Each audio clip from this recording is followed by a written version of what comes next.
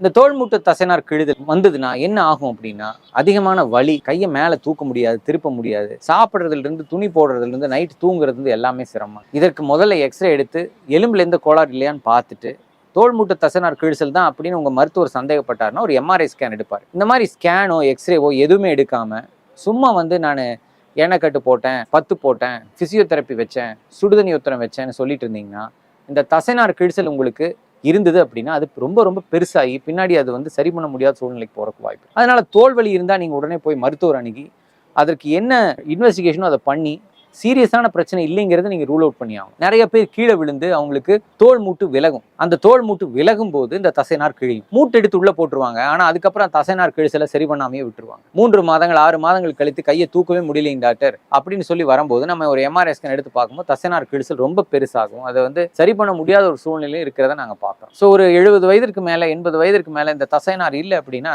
அன்றாட வேலைகள் செய்யறதுக்கே நம்ம இன்னொருத்தவங்களுடைய உதவி நாடுற மாதிரி ஆயிடும். அதனால தோள்மூட்டு வலி இருக்கு அப்படின்னா மருத்துவர் அணி தசைநார் கிழிசல் இருக்காங்கிறத நீங்க உறுதிப்படுத்திக்கணும். அப்படி இந்த தசைநார் கிழிஞ்சு அதை சரி பண்ண முடியாதா டாக்டர் அப்படின்னா நிச்சயமா சரி பண்ண முடியும். சின்ன கிழிசலா இருந்தா பயிற்சி மூலமாவே அதை குணப்படுத்திடலாம். ஆனா கிழிசல் பெருசா இருந்ததுன்னா இதற்கு நுண்துளை அறுவை சிகிச்சை, சின்ன லேப்ரோஸ்கோபி மாதிரி சின்ன நுண்துளை அறுவை சிகிச்சை பண்ணி இதை சரி பண்ண வேண்டும். எனக்கு 6 மாசம் ஆச்சு, தசைநார் கிழிசல் இருந்து தெரியல, ரொம்ப நாள் ஆகி நான் விட்டுட்டேன், சரி பண்ண முடியுமா முடியாதா அப்படின்னா அதையும் சரி பண்ணலாம். அதற்கு இன்றைக்கு நவீன மருத்துவ முறைகள் இருக்குது.